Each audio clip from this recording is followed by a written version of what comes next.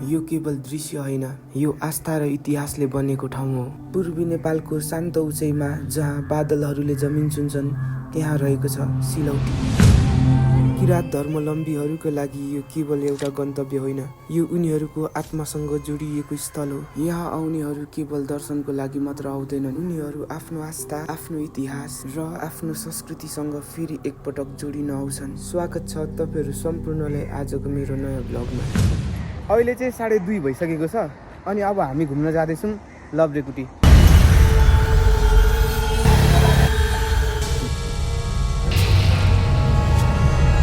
अनि यहाँ चाहिँ काकाको बाइक बिग्रेर यहाँ बनाउनु दिएको छ। अघि नै दिएको बनिसकेको छैन।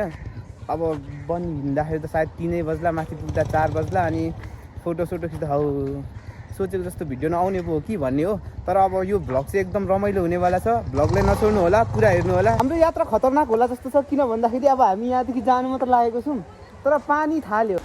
हामी घुम्नु जानेको त हालत खराब भयो जस्तो छ। यहाँनिर तपाईँहरूले म एउटा कुरा के भन्न चाहन्छु भने हामी घुम्न गएको हो माथि माथि कहाँ हो होइन, लेकतिर। तर लेकतिर जाने क्रममा यता बेसीतिर ठुलो पानी परेको छ, हेर्नु सक्नुहुन्छ नि। यहाँ त हेर्नुहोस् हेर्नुहोस्। पहिला यो चाहिँ एक जमानामा फिल्मको एकदम भाइरल भएको ठाउँ हो। यहाँदेखि फिल्म बजारको दामी भ्यू देखिन्छ होइन नानी, होइन होइन हो। ए अनि यहाँ अब साथीको अलग्गै छ फेरि, हो अलग्गै छ। अहिले चाहिँ हाम्रो यहाँ हामी चाहिँ अब माथि जानुपर्ने, गएर फर्किने क्रममा मात्र खाने भन्ने हो। तर हामीले चाहिँ यहीँनिर खाइसक्यौँ। अब खाजा कि स्पोन्सरहरू चाहिँ यहाँ हेर्न सक्नुहुन्छ। अरे ब्रदर में तुम ना, अरे अरे आओ फेरि फेरि अरे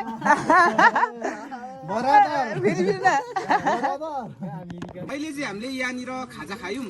अनि खाजा चाहिँ यता सरजीहरूले स्पोन्सर होइन। अनि अब हामी चाहिँ जानु लागेको छौँ। अब हाम्रो यात्रा चाहिँ कहाँसम्मको छ भने हाम्रो यात्रा सिलौटीसम्मको छ, सिलौटासम्मको।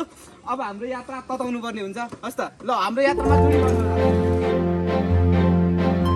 अहिले हामी चाहिँ भ्यू टावर पुगिसकेको छौँ। भ्यू टावर भन्दा पनि भ्यू टावर मुनतिर उतापट्टि चाहिँ एउटा होटल छ है, त्यसको अलिकति त्यहाँनिर साथीहरू छ। अनि यहाँनिर म छु।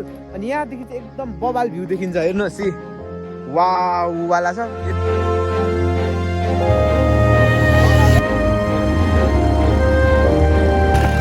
दुईजना साथी गयो, म एकजना छु।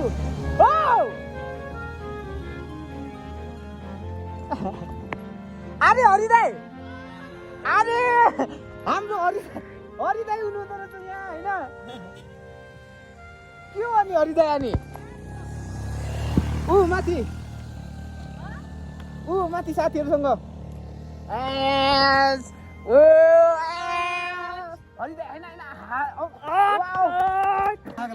आग लगा देंगे। अब अलिकति पछितिर आउनुहोस्। यहाँदेखिको म भ्यू तपाईँहरूले देखाउँछु कस्तो बवाल आउँछ क्या। मा कसम भनेको हेर्नुहोस्, यहाँदेखि भ्यू यस्तो बवाल देखिन्छ। हेर्नुहोस् है,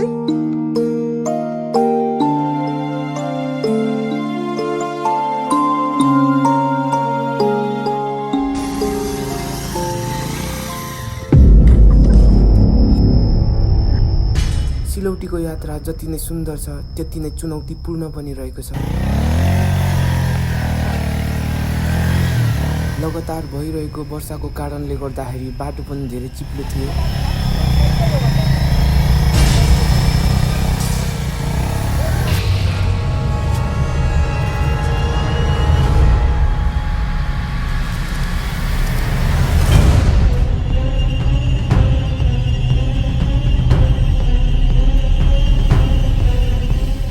सबै मिलेर पनि हामीले बाइक यो अप्ठ्यारो बाटोबाट निकाल्न नसकेपछि हामीले बाइक यहीँ राखी छाड्ने निर्णय गर्यौँ।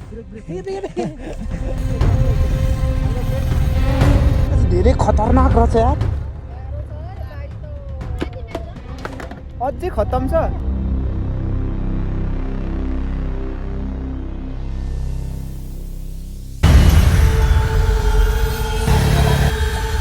जति जति हामी अघि बढ्दै गयौँ उति प्रकृति नजिकिँदै गयो। चिसो हावा, कुहिरो र जङ्गलको मौसमले मलाई शब्दभन्दा बढी कुरा महसुस गरायो।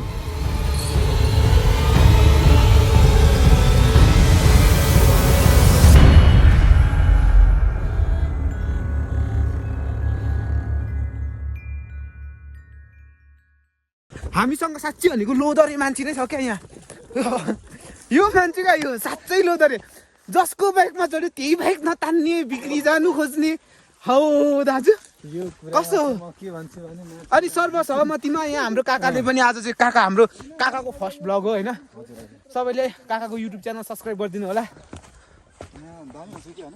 अबे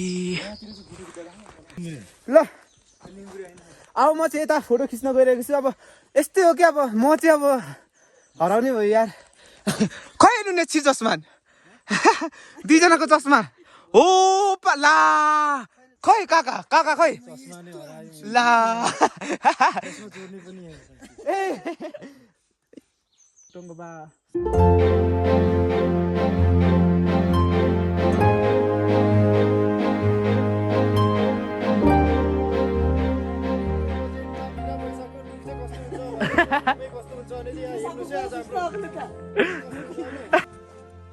यहाँ चाहिँ भर्खर यो कसले काटिदिएछ हौ वन फडानी गर्न हुँदैन वन फडानी गर्न पाइँदैन ल नढाँटी भन्नुहोस् मलाई कस्तो देखिया छ 1 2 3 नढाँटी भन्नुहोस् आमा साथीको चस्मा लाएर होइन अनि हाम्रो काका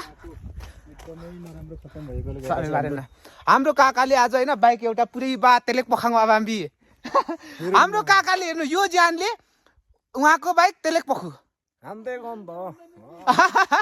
अब हेर्नुहोस् क्या यहाँको सिनहरू लास्टै बबाल छ क्या चस्मा लाएर है ओमा यार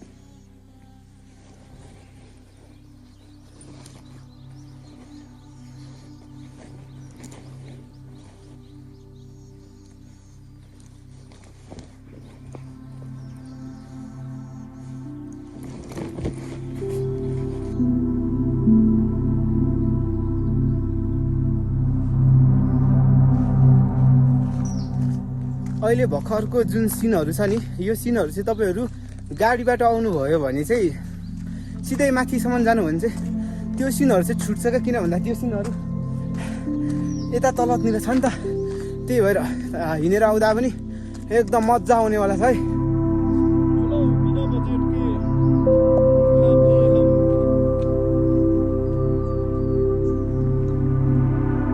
हामी चाहिँ फाइनली अब सिलौटीको मेन ठाउँमा अब हामी चाहिँ प्रवेश गर्दैछौँ प्रवेशद्वार हेर्न सक्नुहुन्छ लामो यात्रा पार गरिसकेपछि अन्ततः हामी पुग्यौँ सिलौटी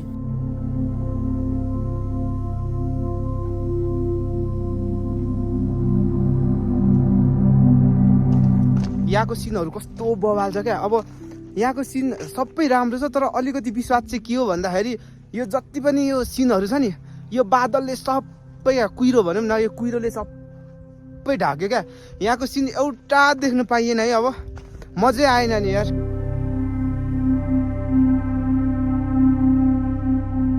यो सिनहरू एकदम मजा आउने छ हेरौँ लाग्दो अनि आज चाहिँ यो जुन बादल छ नि त यो कुहिरोले गर्दाखेरि अब पुरै माथिसम्म त देखिएको छैन नि त अनि यता माथि चाहिँ फागुनन्दको च्यान पनि रहेको छ होइन फागुनन्दको च्यान पनि हामी देखाउनेवाला छौँ आउनुहोस् हामीसँगै हाम्रो यात्रामा जोडिनुहोस्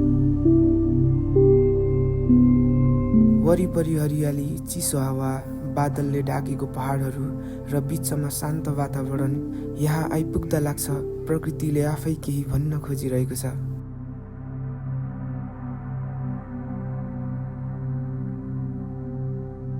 अहिले चाहिँ मौसम खुल्यो कस्तो दामी भइरहेछ फेरि यतादेखि फेरि आउनु थाल्यो क्या सिलौटी केवल घुम्न आउने ठाउँ मात्र होइन यो राष्ट्रिय विभूति हो महागुरु फाल्गुनन्द लिङ्गदेनको तपोभूमि र समाधि स्थल पनि हो किराँत धर्मावलम्बीहरूका लागि यो गहिरो आस्था र श्रद्धाको केन्द्र हो त्यसैले यहाँ आउने धेरै श्रद्धालुहरू दर्शन मात्र होइन केही क्षण मनलाई शान्त बनाउने उद्देश्यले पनि आउँछन्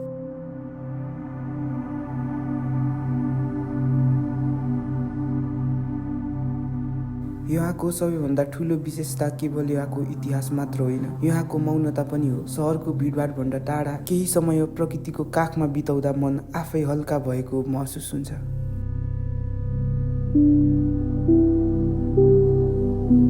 कतिपय ठाउँहरू क्यामेराले कैद गर्छ तर कतिपय ठाउँहरू मनले सम्झिरहन्छ। सिलौटी त्यस्तै एउटा अनुभव हो।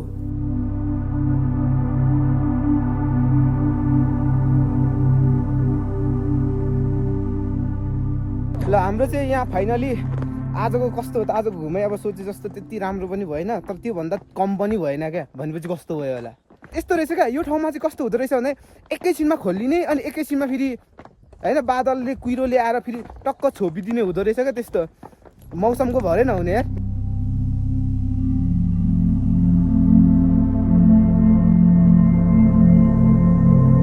परिसक्यो, फिदिम बजार पनि राम्रो देखिँदैन। अनि हामी चाहिँ अहिले यहाँ रमितेमा पुगिसकेको छौँ। यहाँ हेर्न सक्नुहुन्छ बाइक साइक यहाँनिर पार्कमा हो। अनि चट्ट लाएर यता हामी चाहिँ अब भित्र छिर्नुपर्ने हुन्छ। अनि आमा